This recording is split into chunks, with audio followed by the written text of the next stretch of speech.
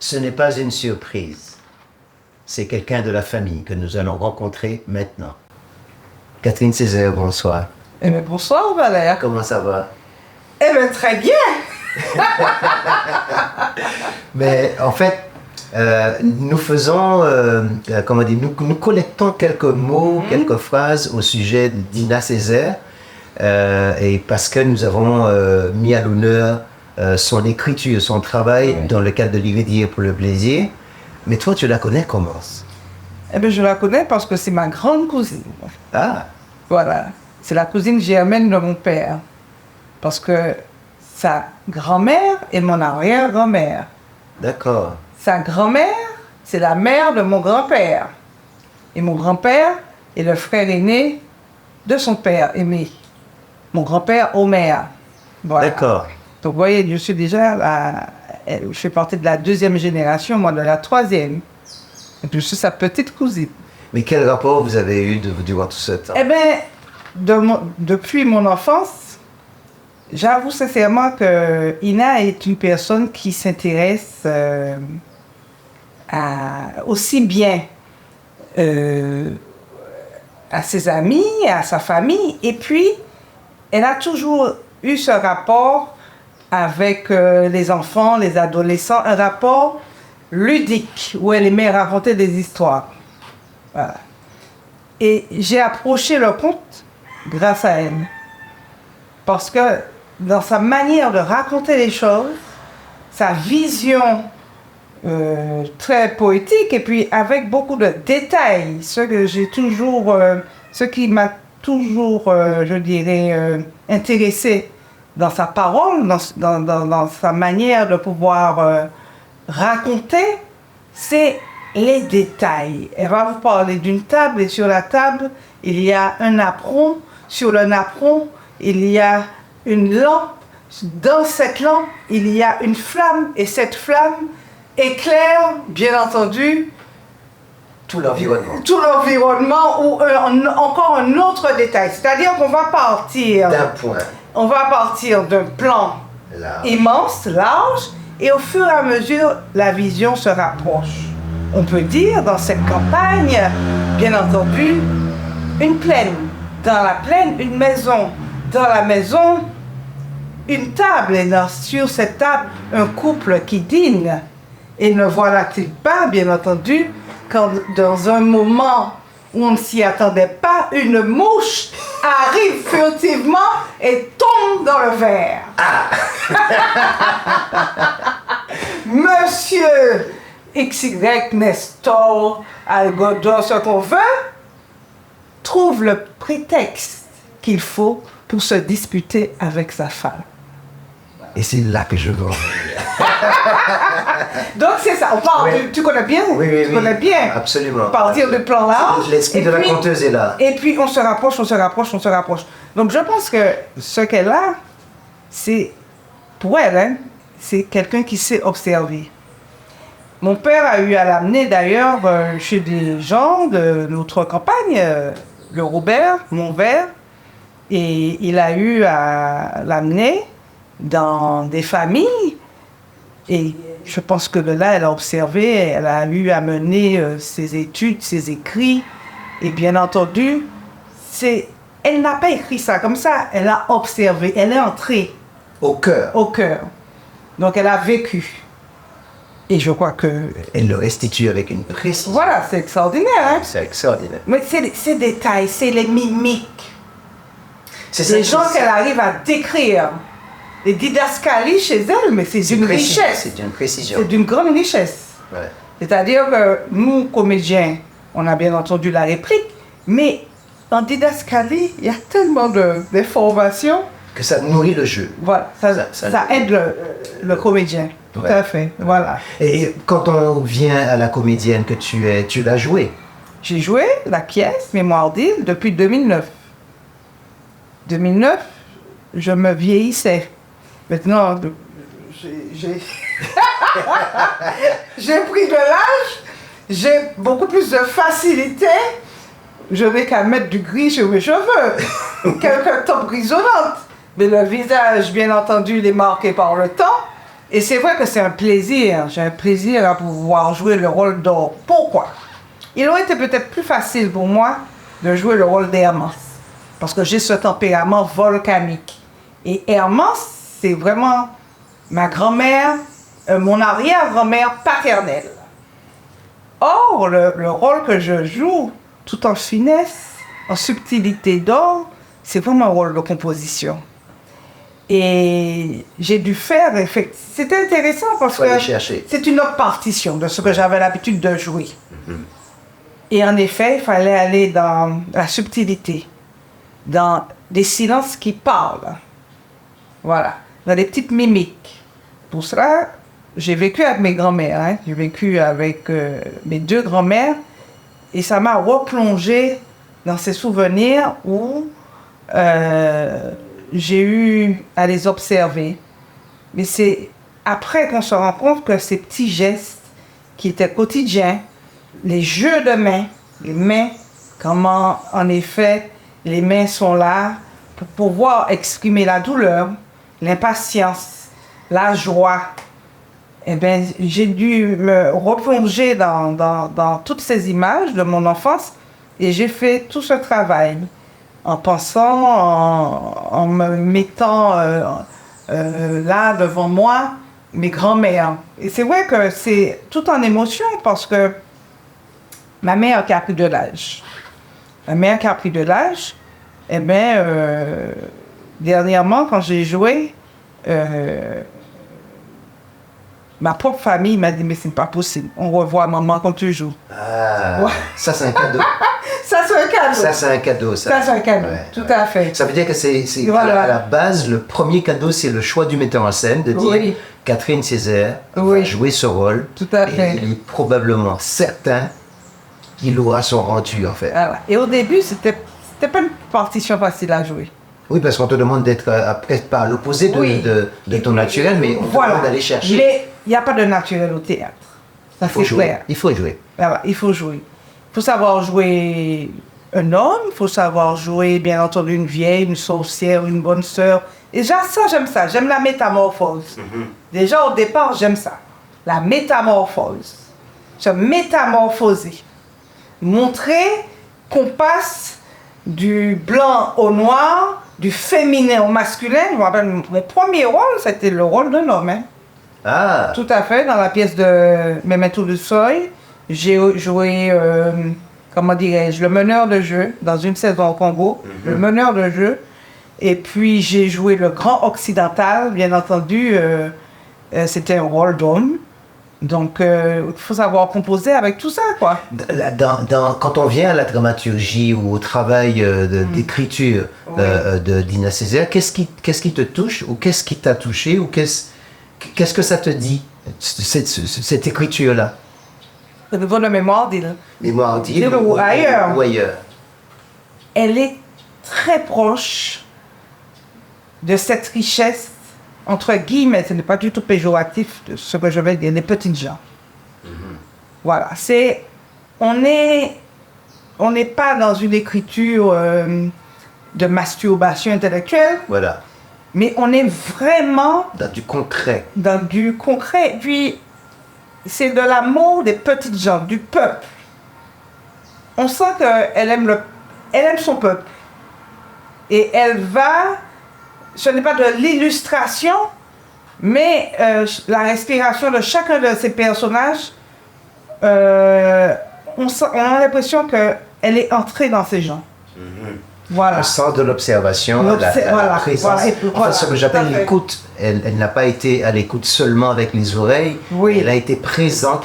Et elle a su faire ressortir. Dire qu'elle a le talent pour cela. Ouais. Est-ce qu'il y a une pièce ou un livre ou un texte ou un conte qui te touche particulièrement ou une citation, une phrase? Qu'est-ce qui te traverse le plus? Concernant toujours Ina? Oui. Alors... ce qui m'a énormément touchée dans Mémoire d'île, c'est cet amour, comment dirais-je, incommensurable qu'elle a pour son mari. Voilà. Elle devient une jeune veuve avec ses enfants. Et mais c'est tout en, comment dirais-je, c'est pudique. C'est très pudique, mais on sent qu'elle n'a eu qu'un amour et la manière dont elle exprime les choses de manière étouffée, c'est tout est introverti, mais qu'est-ce que c'est fort parce qu'à un moment elle se lâche. Elle se lâche quand elle raconte comment elle a flirté avec son premier amour, avec celui qui deviendra son futur mari. Elle raconte cette promenade au clair de lune, du clair de lune, comment elle tombe évanouie. En effet, elle voit même la Sainte Vierge Marie qui l'invite à la rejoindre au séjour des Vierges du paradis. Donc, mais alors que c'est de l'amour, alors que c'est du désir. Oui. Mais qu'est-ce que j'aurais aimé que nos jeunes filles d'aujourd'hui puissent exprimer les choses aussi de manière si poétique. Exactement. C'est-à-dire tout. Mais vraiment, mais je trouve ça très fort, hein. Comment elle arrive même à faire la comédienne être dans une sorte d'évanouissement. Oui. Tellement qu'elle ne va pas dire les choses de manière crue. Il faut aller chercher, il faut descendre. C'est là, le truc est là. C'est profond et en même temps c'est accessible. Voilà. Ouais, et tout le monde comprend que c'est ça. Exactement. Et les choses ne sont pas comme ça livrées. Ouais. Là, tu nous parles de la magie de la dramaturgie. Voilà, c'est formidable et c'est tellement bien dit. Et qu'est-ce qui nous a empêché, selon toi, nous, dans le monde artistique, d'aller dans cette direction, d'écrire pour nous, d'écrire de nous, d'écrire par nous? Eh bien, je dirais que nous sommes des gens déjà très pudiques. Hein. Déjà, ici, l'homme ne dit pas à la femme « je t'aime ». Même le père, c'est difficile pour lui de dire à sa fille « je t'aime ». Il y a une forme de pudeur, je ne sais pas quoi, c'est dû. Bien sûr, il aime ses enfants, mais c'est difficile de dire « je t'aime ». Non, c'est vrai, hein? C'est difficile à sortir. Et bon, les nouvelles générations arrivent à le faire sans problème. Moi, je dis à mes enfants « je vous aime ». J'ai 3 fils, tout le temps je leur dis « maman vous aime ». Et c'est vrai que nos parents, la mère le dit plus souvent. Ouais. Mais le père, c'est difficile. Ouais. Bien sûr qu'il aime ses enfants. Mais pour que ça puisse sortir, même à sa femme, je t'aime. Ça arrête, ben là, arrête pour sortir.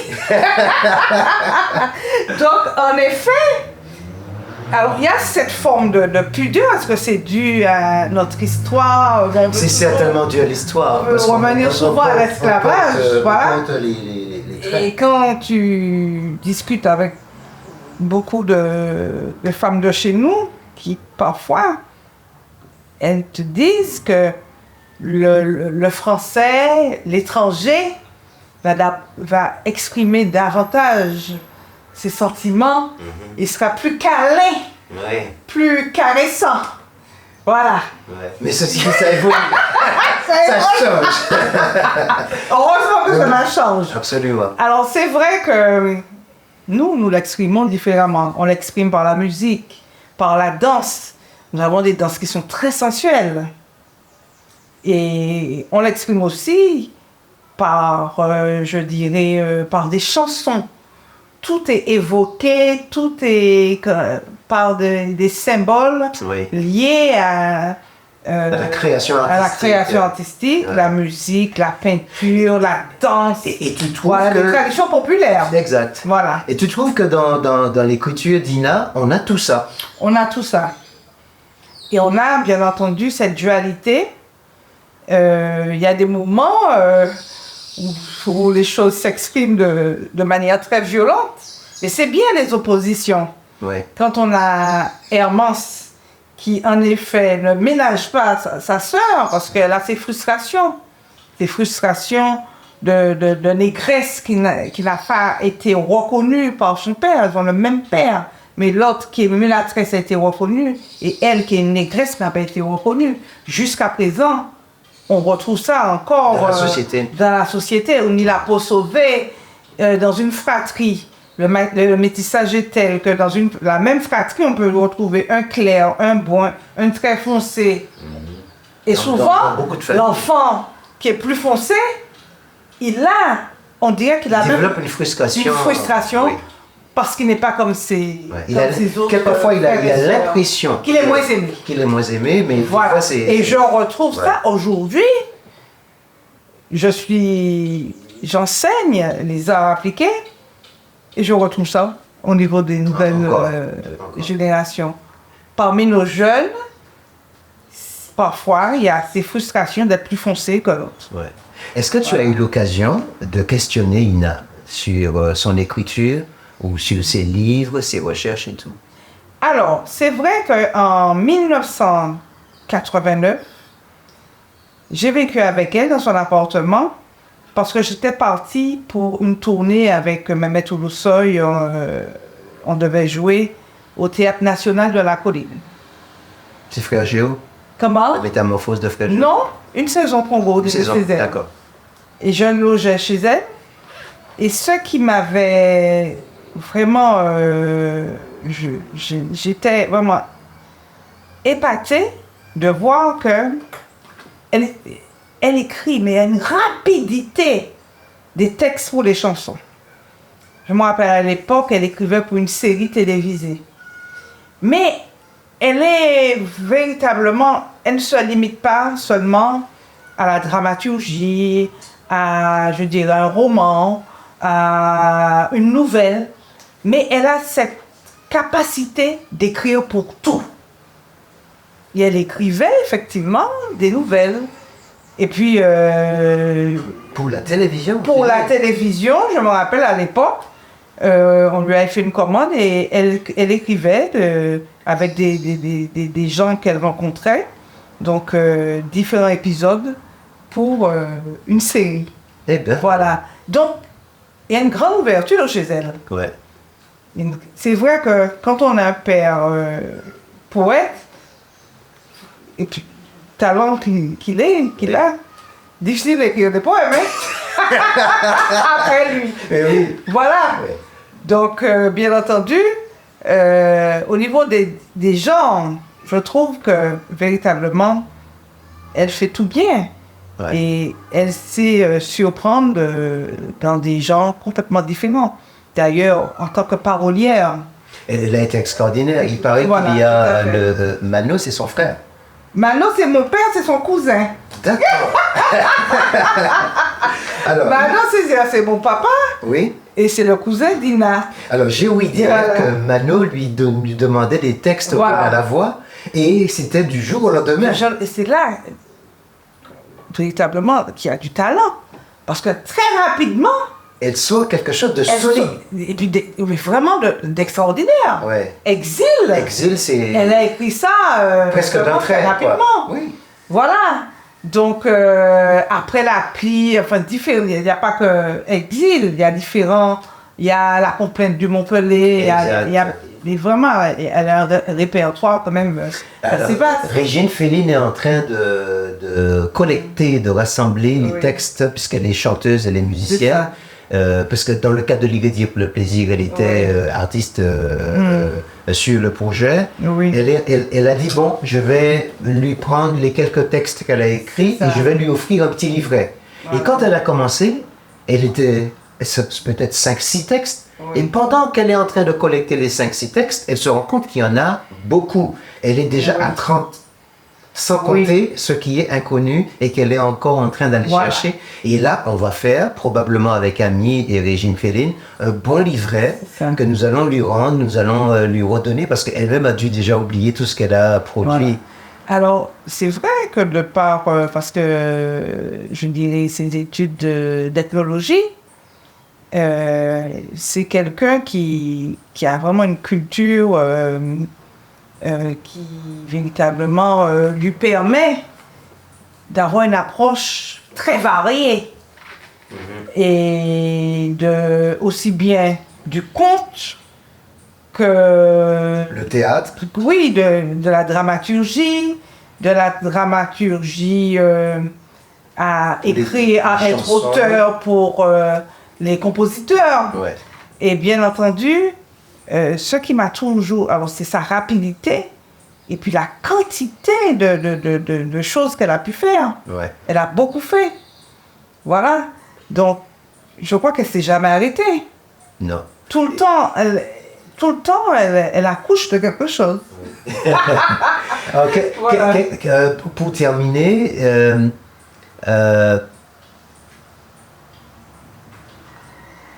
qu'est-ce que tu gardes en souvenir? Qu'est-ce que tu gardes au fond de toi qui pourrait symboliser ta grande cousine? Alors, l'humour, parce que c'est quelqu'un qui a beaucoup d'humour.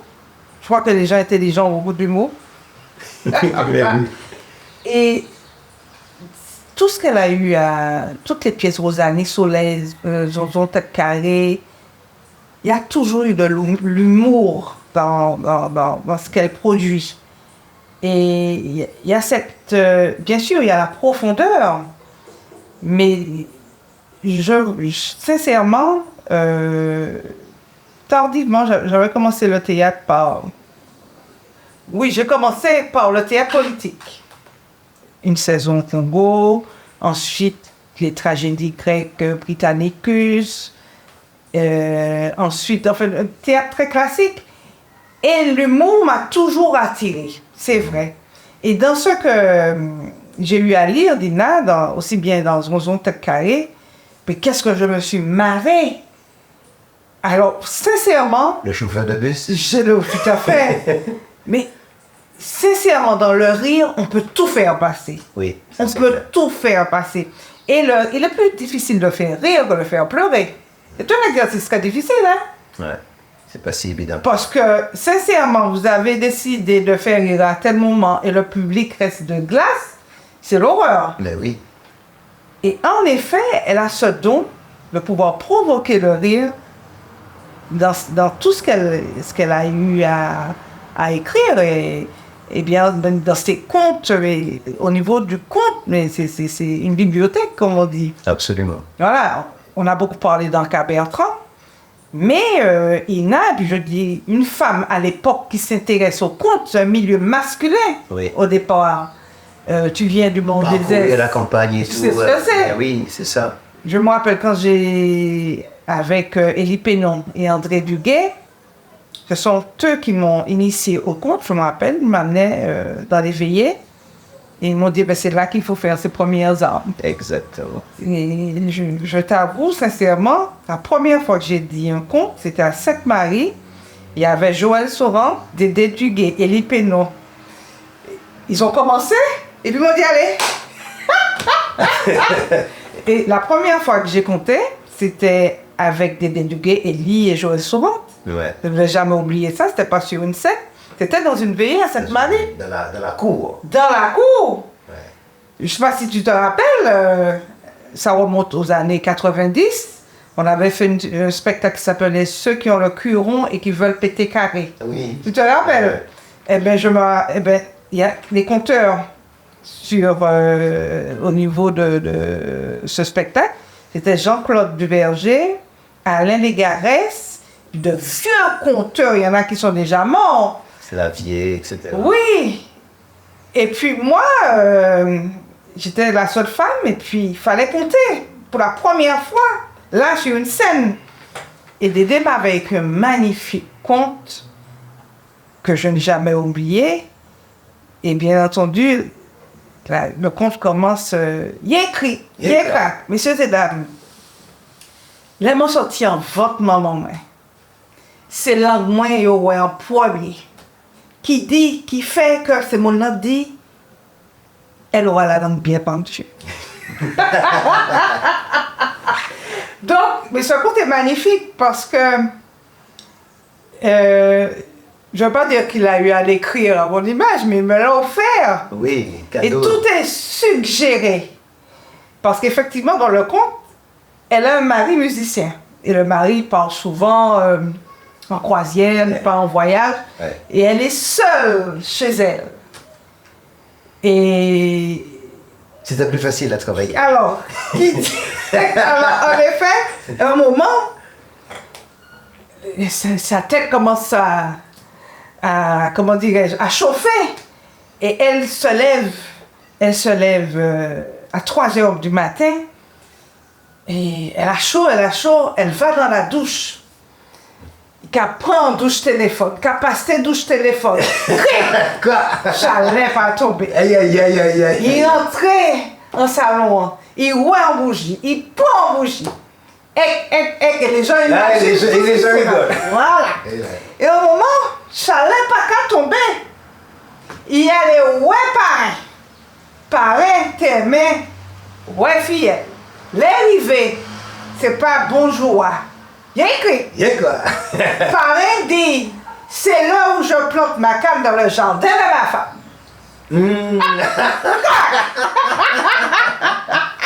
Donc c'était la mauvaise heure. Oui. Il descend de l'homme. Qui c'est ouais? En étal, et puis pêchait, machin poisson. Qui fait? Il était là juste à Micron. Qui fait que 1 mois, 2 mois, 3 mois, 4 mois, 9 mois, Boudin est monté. Marie arrivait. Il dit, mais Marie a surpris. Il dit, chérie, moi aller acheter poisson. Moi acheter un gros poisson armé. Chérie, ce sera une petite sirène. Voilà. Ouais. Ah oui, Donc, de la non, mais c'est suggestion, faux, de- mais non, mais le ouais. compte, il est très long. Ouais.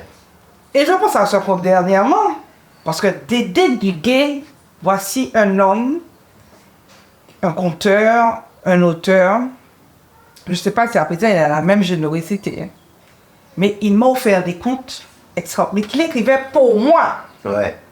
Et j'ai un beau petit répertoire C'est vrai? écrit par Dédé. Ah non, mais c'est extraordinaire. Et ce petit répertoire, je l'ai gardé précieusement. Et je me suis dit que je vais essayer de réchauffer tout ça. Je vais me réapproprier tout ça. Parce qu'il a écrit pour nous aussi, Dédé, hein. Ouais. Avant de... Bien Oui, sûr, oui, on sait qu'il est j'ai auteur. appris, Mais il a été auteur. Il écrivait les contes. Ouais. Il a écrit du théâtre Qu'il aussi. offrait aux gens. Et il m'a offert de magnifiques contes. Et puis des contes écrits pour une femme. C'est-à-dire, c'est pas une femme qui va prendre des contes, qui va les compter. Il a écrit pour une femme. Ouais. Et ça, c'est rare, ça. Les contes que alors, il m'a dit, c'est vrai que ce sont des contes érotiques, hein. Oui. Mais c'est féminin. Donc, Dédé Duguay connaît bien les femmes, hein. Donc, donc, effectivement... Et ceci dit, il a aussi, tout comme Jean-Claude Duverger l'a fait, Oui. ils ont travaillé sur les textes d'Ina. Tout à fait. Et tout, et- Donc pour ceux qui a dû il y a- faire des contes voilà, il y a voilà, cette relation du etc. bestiaire, et il y a des Exactement. contes érotiques, Ouais. Oui, enfin, Voilà. mon frère José disait qu'il y avait des contes tabous. des contes tabous. Des contes tabous. Et notamment, le conte qui se termine par Ce sera une petite sirène, ce conte a une poésie, mais il est magnifique. Il est magnifique. Ouais. Donc, j'ai même l'impression qu'il avait écrit pour moi ce conte. Non, il a écrit pour moi. Mais c'est vrai qu'il y a des choses qui me ressemblent dans le conte. Ouais. Et donc, oui, j'ai fait mes premières armes dans le conte avec les textes de Dédé Duguay. Voilà. Voilà. Mais c'est vrai que quand j'ai commencé dans le conte, je puisais dans les textes d'Ina, Césaire, tout à fait. Lequel t'aurais touché ou t'aurais... J'aimais beaucoup le conte où, effectivement, le conte quand la mer, pourquoi l'eau de mer est salée. Oui. Ah oui. Et puis, il y a le conte aussi, oui, avec Pompetotti, pourquoi La carapace, elle est morcelée. Voilà, il y a ça. Ce sont des contes d'origine. Des contes d'origine, j'aime beaucoup ça. Et puis, bien entendu, la geste de Tijan aussi, qui est extraordinaire. Qui a été jouée. Voilà, qui a été jouée. Et je suis allée voir la geste de Tijan, j'avais quel âge 17 ans. Et tu l'as jouée? Non, je n'ai pas joué en tant que spectatrice. Ah. Et quand je me rappelle, c'était à Gaudissart. J'avais vu une représentation du Festival culturel de Fort-de-France. José Exilé jouait dedans. José Exilé, Aurélie Dalma, Élie Pénon, José Dalma. Et j'avais 17 ans, j'étais étudiante à l'école des Beaux-Arts. Et Maurice Xavier, qui était le directeur de l'école des Beaux-Arts, qui avait fait des masques, il avait une technique de masque avec une structure métallique et des bas. Et effectivement, je me rappelle que je suis véritablement entrée au théâtre un peu à cause de Maurice Xavier, le directeur de l'école des beaux-arts. Il a su... Parce qu'il nous intéressait à la scénographie. Oui, mais je me souviens au Centre dramatique régional, Voilà, on prenait des scénographes de l'école. de l'école. Voilà. Et ensuite, je me suis intéressée au théâtre, pas par la scénographie, parce que j'ai commencé par les arts plastiques. Que je suis toujours dans les arts plastiques, puisque j'enseigne des arts appliqués. Mais le théâtre est venu à moi par la scénographie. Bon. C'est comme ça que je suis entrée au théâtre. Et le conte, tout simplement... Parce que le conte était autour de toi. Bien et sûr. Il a été oui, avec vous, et tout à fait, voilà. tout à fait. Et la pratique a été à Sainte-Marie.